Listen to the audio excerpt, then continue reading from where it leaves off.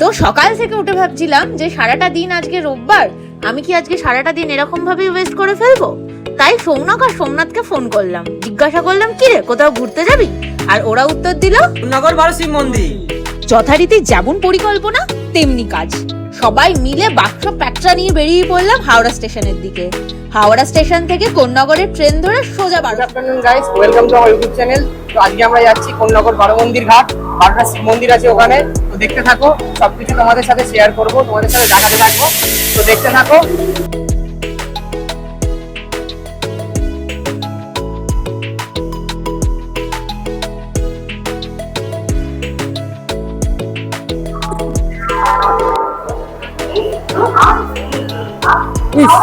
ফেলে দিয়ে চলে গেছে।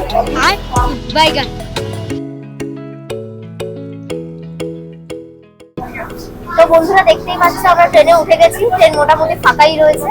তো আমরা কোন্নগর স্টেশনে নামবো, নেমে দেখা যাক, আমরা ওখান দিয়ে তোমাদের বাকিটা জানাবো যে ফাঁকা আছে।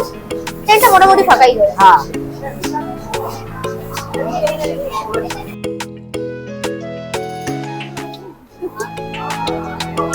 Hi guys. দাদা কোন্নগর ঐতিহ্যবাহী শহর। পুরনো উত্তর কলকাতার একটা মৃদু আমেজ উপভোগ করা যায় এই শহরের গলি থেকে রাস্তার বাঁকে বাঁকে। কোন্নগর ডিরোজিও নব্যবঙ্গের অন্যতম সদস্য মহাত্মা শিবচন্দ্র দেবের জন্মস্থান। এই শহরের গঠনে তার অবদান সর্বাধিক। শতাব্দী প্রাচীন কোন্নগর উচ্চ বিদ্যালয়, বালিকা বিদ্যালয়, পাবলিক লাইব্রেরি অথবা রেল স্টেশন সবার পেছনেই তার অবদান। এই 500 বছরেও প্রাচীন শহর শ্রী অরবিন্দের পৈতৃক ভিটেও বটে। গুরুদেব রবীন্দ্রনাথ তার পিতা মহর্ষি দেবেন্দ্রনাথের সাথে এখানে এসেছিলেন 19 বছর বয়সে। তাছাড়া ছোট্টবেলায় কলকাতার কলেরার প্রকোপ দেখা দিলেও ছোট্ট রবিকে এই শহরে আনা হয়েছিল। তখন অবশ্য এই শহর সামান্য গ্রামই ছিল এবং কল্পনাপ্রবণ কবিকে মুগ্ধও করেছিল। তাছাড়া বিখ্যাত লেখক শিবরাম চক্রবর্তীও এখানে কিছু বছর ছিলেন। এবার আসা যাক কোন্নগরের বুকে দাঁড়িয়ে থাকা কিছু প্রাচীন মন্দিরের অলৌকিক দেবী মাহাত্ম্য, তার সঙ্গে জুড়ে থাকা কিছু রোমাঞ্চকর ইতিহাসের কথায়। মন্দির ঘাটটি উত্তর 24 পরগনা জেলার ব্যারাকপুর মহকুমার অধীনস্থ পানিহাটির সুকচরে হরিশ্চন্দ্র দত্ত রোডে অবস্থিত। এটি প্রায় 200 বছর আগে 1213 বাংলা যুগে শ্রী নবীনচন্দ্র দত্ত নির্মাণ করেছিলেন। নবীনচন্দ্র দত্ত তার পিতা হরিশ্চন্দ্র দত্তের স্মরণে 12টি সংলগ্ন শিব মন্দিরের সাথে ঘাটটি নির্মাণ করেন। ঘাটের সঙ্গে যুক্ত ইতিহাস থেকে জানা যায়। তো বন্ধুরা তোমরা দেখতেই পাচ্ছ আমরা কোনো মতে যুদ্ধ করে নেমে গেছি কোন্নগর স্টেশনে। ট্রেনটা প্রথমের দিকে ফাঁকা থাকলো, যত সময় বেড়েছে ট্রেনের ভিড় ছিল। চলো তোমাদের বারো শিব মন্দির ঘাটের দিকে করে যাওয়া যায় বলি। চলো যাওয়া যাক, আর তোমরা দেখতে থাকো আর পাশে থাকো। কলকাতার গঙ্গায় শ্রী হরিশ্চন্দ্র দত্তের তর্পণ আচার পালনের সময় তিনি এক গর্ভবতী মহিলাকে জলভর্তি কলসি নিয়ে ঘাটের সিঁড়িতে পড়ে যেতে দেখেন এবং শীঘ্রই ঘটনার পর গর্ভপাতের কারণে সেখানে তার মৃত্যু হয়। হরিশ্চন্দ্র এমন একটি ঘাট নির্মাণের সিদ্ধান্ত নেন যা কোনো গর্ভবতী মহিলা সহজে প্রবেশ করতে পারবে। এভাবে তার নির্দেশে ঘাট নির্মাণ করা হয়। নবীনচন্দ্র দত্ত হরিশ্চন্দ্র দত্ত ঘাটের কাছে 12টি সংলগ্ন শিব মন্দিরও নির্মাণ করেন। শিবলিঙ্গগুলি নীলকণ্ঠী কোষ্ঠী পাথর দিয়ে তৈরি। তো বন্ধুরা তোমরা দেখতে পাচ্ছ আমরা কোন্নগর স্টেশন থেকে টোটো ভাড়া করে উঠে পড়েছি বারো শিব মন্দির যাওয়ার জন্য। টোটো ভাড়া মাত্র কিন্তু 10 টাকা। তোমরা কিন্তু চাইলেই আসতে পারো। তোমরা আসবে কিন্তু শিওর। ঐতিহ্যবাহী স্থাপত্য শিল্পকর্মে অনেক সুন্দর ভাস্কর্য সহ চারিপাশে একটি বাগান রয়েছে।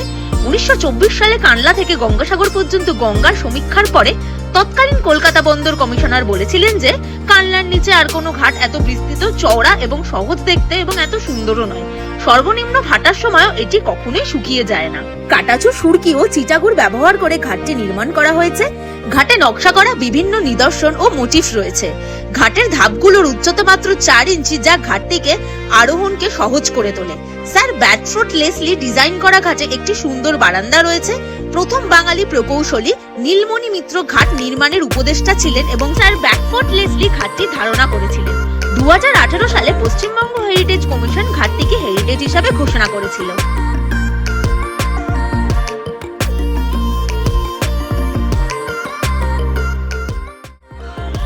বাবা কৈলাসেশ্বর, বাবা নাদেশ্বর,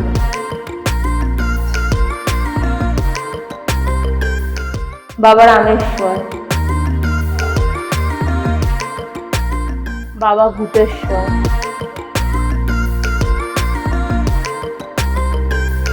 বাবা রুদ্রেশ্বর, বাবা জটালেশ্বর,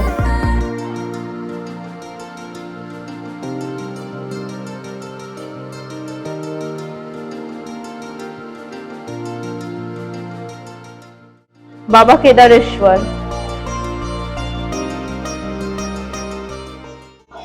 বাবা কপিলেশ্বর,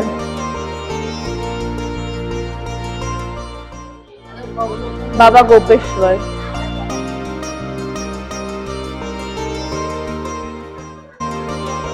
বাবা নাগেশ্বর,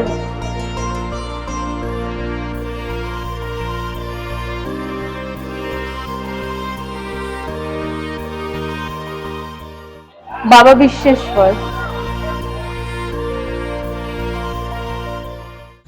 বাবা সোমেশ্বর,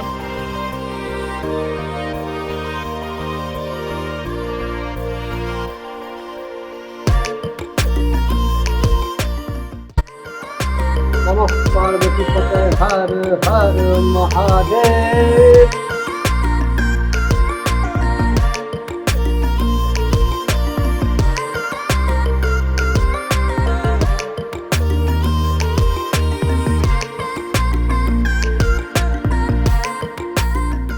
তো বন্ধুরা দেখতেই পাচ্ছ গরমে অবস্থা প্রায় নাজেহাল, একদম ঘাম ঝরে ঝরে পড়ছে। সে যাই হোক, আমরা 12 শিব মন্দির ঘাটের সমস্ত ঠাকুর দেবতাকে আমরা প্রণাম করলাম। প্রণাম করে প্রচন্ড জোরে খিদে পেয়ে গেছে। তোদের পেয়েছে নাকি তোদের পাইনি? আমার খিদে পেয়েছে, এনার্জিটাও চলে গেছে। চলো একটু এনার্জি ফিরে পাওয়া যাক, বাইরে কি আছে দেখি, তোমাদের যাওয়া যাক আর দেখি কি আরো কিছু দেখানো যাক, কিছু সিনেমাটিক দেখানো যাক। তোমরা দেখতে থাকো আর পাশে থাকো আমাদের সাথে।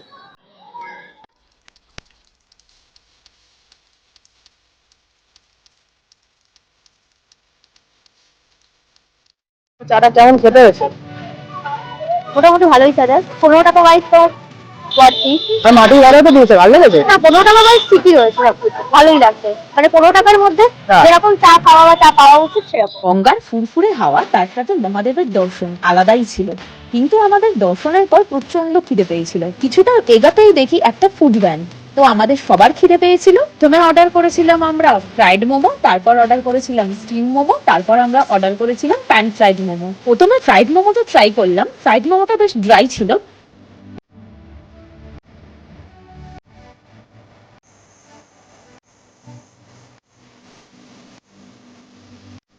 কেমন খেতে? ভালোই খেতে, নুনটা একটু কম লাগে।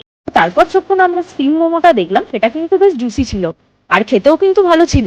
স্টিম মোমোর সাথে আলাদা করেছিল স্যুপ আর তোমাদের লাল চাটনি।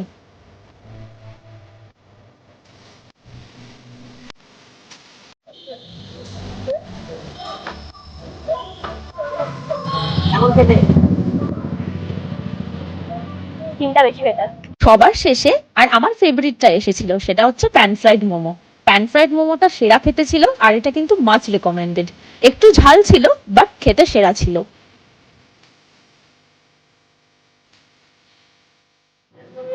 সেরা খেতে প্যান ফ্রাইডটা।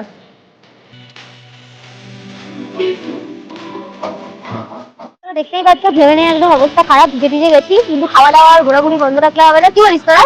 মারাত্মক গরম লাগছে, এখন বাড়ি যাবো কতক্ষণে ওটা ভাবছি। কোন্নগরের 12 মন্দির ঘাট থেকে এবার বেরাবো, বেরিয়ে বাড়ির পথে রওনা দেবো।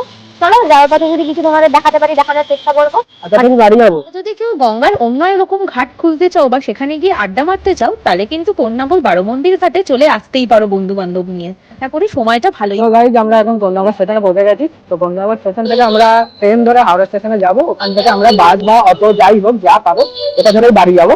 এখন দেখা যাক কতক্ষণে পৌঁছায় আর কতক্ষণে থাকি এখানে। তো তোমরা দেখতে থাকো আর সঙ্গে থাকো। আর ভিডিওটা ভালো লাগলে like, comment, share and subscribe তিনটেই করে দিও আর আমাদের পাশে থাকো। তো বন্ধুরা দেখতেই পাচ্ছ আমরা নেমে পড়েছি, আমরা বাড়ি পৌঁছে গেছি। সারাটা দিন খুব সকলের মধ্যেই কেটেছে, কিন্তু বাবা শিবের দর্শন হয়েছে।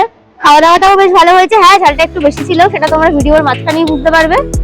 আর তোমরা কারা কারা শ্রীরামপুর থেকে বা কন্যাগর থেকে এই ভিডিওটা দেখছো কমেন্টে জানাতে কিন্তু ভুলবে না। সবাই ভালো থাকবে, সুস্থ থাকবে। ভিডিওটি যদি ভালো লাগে চ্যানেলটি সাবস্ক্রাইব করে দিও, লাইক, শেয়ার, সাবস্ক্রাইব আর সাথে বেল আইকনটাও বাজিয়ে দিও।